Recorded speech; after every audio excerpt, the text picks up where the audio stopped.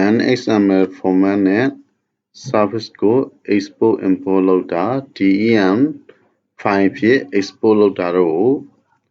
ပြောပြသွားမှာဖြစ်ပါတယ်။အရင်ဆုံး prospector tab ကိုသွားပြီးတော့ကို export ထုတ်ခြင်းတဲ့ service ပေါ်မှာ right click ထောက်ပြီး LandXML ဆိုတဲ့ဟာကိုရွေးပါမယ်။ဒါဆို LandXML box ကျလာတာတွေ့ပြီးတော့အဲ့မှာဘယ် service တွေရွေးလို့ရလဲဆိုတာကိုထပ်ကြည့်လို့ရပါတယ်။အောက်ဆုံးမှာတော့ဒီ LandXML format ကိုတွေ့ရမယ်။အခုဆိုရင်ရွေးထားတဲ့ service တစ်ခုကိုပဲအမှန်ချစ်ထည့်ထားတာတွေ့ရပါမယ်။အဲ့တော့ဒီ OK ကို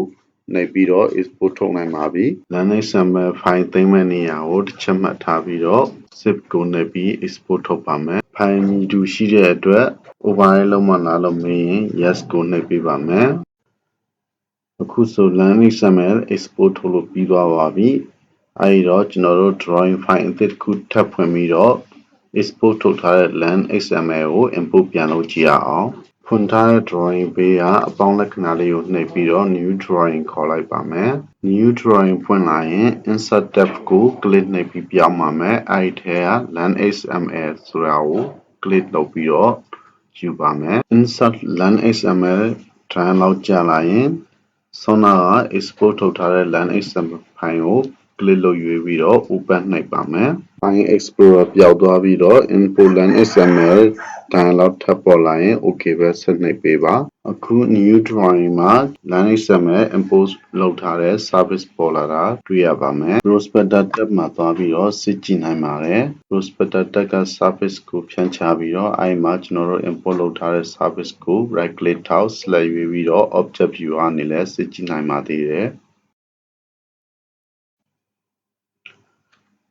object viewer မှာစိတ်တိုင်းရစစ်ကြည့်ပြီးသွားရင် right click close ကနေပြီးတော့ပိတ်လို့ရပါပြီ။ DEM file export ထုတ်ဖို့အတွက် prospector မှာသွားပြီးတော့ import လုပ်ထားတဲ့ service ပေါ်မှာ right click ထောက်ပြီးတော့ export DEM ကိုရွေးပေးပါ။ export service to DEM dialog ပေါ်လာရင်အဲ့ဒီမှာ DEM file သိမ်းမဲ့နေရာ DEM file name နဲ့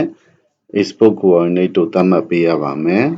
မိမိ project ပေါ်မူတည်ပြီးတော့ UTM zone 46 or 47 Indian zone 2B 3B စသဖြင့်ရွေးချယ်သတ်မှတ်ပေးရပါမယ်။ coordinate zone ရွေးပြီးသွားရင် OK နှိပ်ပြီးတော့အတည်ပြုပေးပါ။ဆက်ပြီးတော့ DEM file သိမ်းမဲ့နေရာနဲ့ DEM file name တို့သတ်မှတ်ပေးရပါမယ်။အခုပေါ်လာတဲ့ box မှာငကိုပို့ထားပြီးသား DEM file တစ်ခုရှိတာကိုတွေ့ရပါမယ်။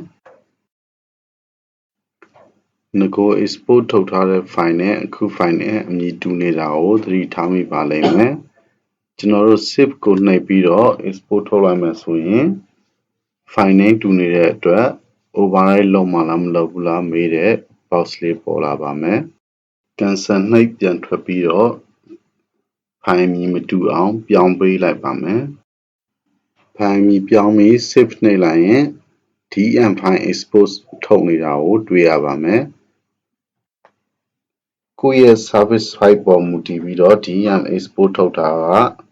မိနစ်အနည်းငယ်သို့မဟုတ်နာရီပိုင်းကနေပြီးတော့နာရီနဲ့ချီကြာတတ်ပါတယ်။အခုလုပ်ပြထားတဲ့နမူနာ file ဆိုရင် DEM file export စထုတ်တာကနေပြီးသည့်အထိကို2နာရီလောက်ကြာပါတယ်။အခုဒီမှာကတော့ချိန်သိမ့်မကုန်အောင်လို့ကျွန်တော်ကြော်လိုက်မယ်။ကိုအလုပ်လုပ်နေတဲ့ကွန်ပျူတာရဲ့စွမ်းဆောင်ရည်ပေါ်လည်းအများကြီးမူတည်ပါလိမ့်မယ်။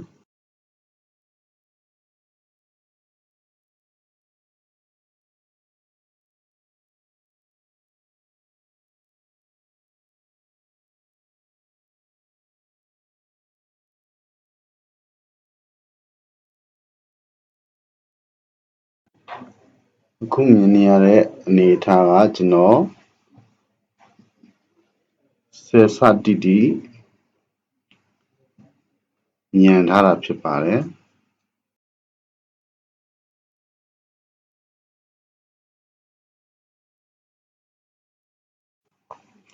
အခု export ထုတ်ပြီးသွားပြီဖြစ်တဲ့အတွက် Windows Explorer ကိုဖွင့်ပြီးတော့ကျွန်တော်တို့ export ထုတ်ထားတဲ့ file ကိုသွားစစ်ကြည့်မယ်အခု DEM file သိမ်းထားတဲ့ folder ထဲမှာ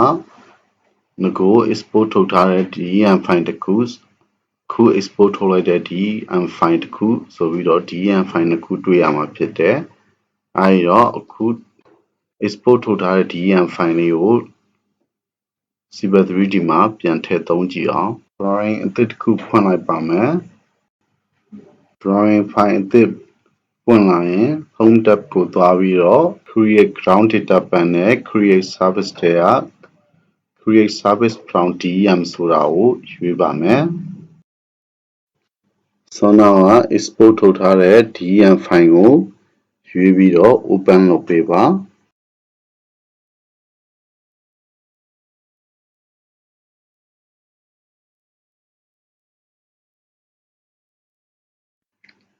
အချိန်ခဏစောင့်ရပါမယ်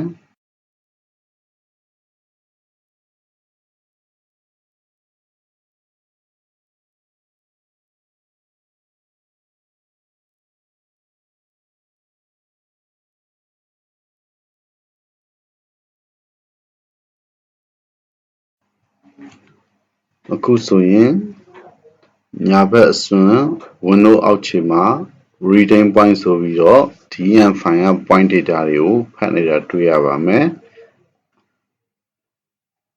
ဒါကလည်း export ထုတ်တုန်းကလိုပဲ file size ပေါ်မူတည်ပြီးတော့ကြာမြင့်တတ်ပါတယ်အဲဒီတော့ဒီမှာအချိန်သိပ်မကုန်အောင်ကြော်လိုက်မယ်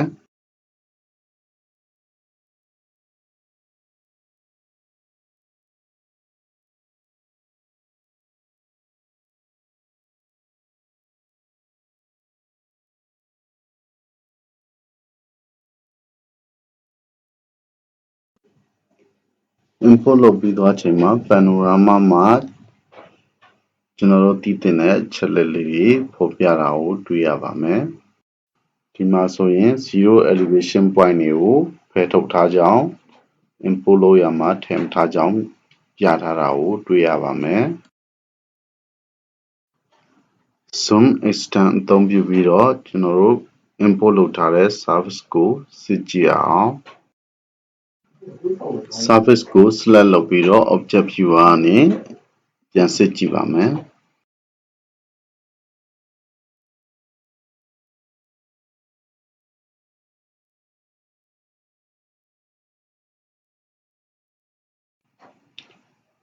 file size ကြီးတာကြောင့်လုံးချိန်စောင့်ရပါမယ်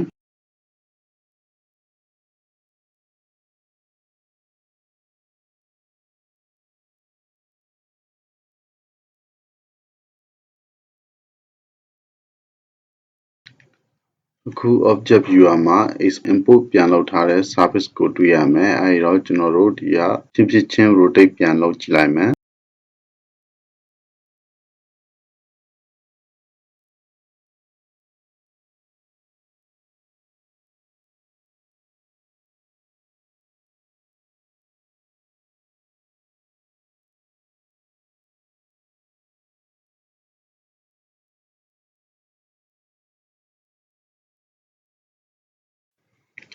DEM file ဖြစ်တာကြောင့် shape တွေထားနေတာတွေ့ရပါမယ် zoom ဆွဲကြည့်မယ် grading လုပ်ထားတဲ့ data demand နဲ့ existing surface နဲ့ပေါင်းထားတဲ့ combine surface ပုံအတိုင်းပေါ်တာကိုတွေ့ရပါမယ် file format မတူတဲ့အတွက်အနည်းချင်းကွဲလွဲတာတော့ရှိမယ်သို့တော်လည်းအသုံးပြုလို့ရပါတယ် downside ဆိုရင်ကျွန်တော်ဒီလိုမျိုးကိုလိုအပ်တဲ့ပုံနဲ့ပြောင်းပြန်ဖြစ်လာတာတွေ့ရတယ်ကျွန်တော်ဒီ software ပုံစံအတိုင်းလေးပဲထည့်ပေးတာကိုတွေ့ရမယ် now region property primary row full section now cover dan area အဲ့ဒါဆိုတော့ဒီနေရာလေးတွေကိုလည်းကျွန်တော်တို့ကဒီ lane only နဲ့အစားလဲလှယ်ပေးရမယ်အဲ့ဒါဆိုတော့ကျွန်တော် escape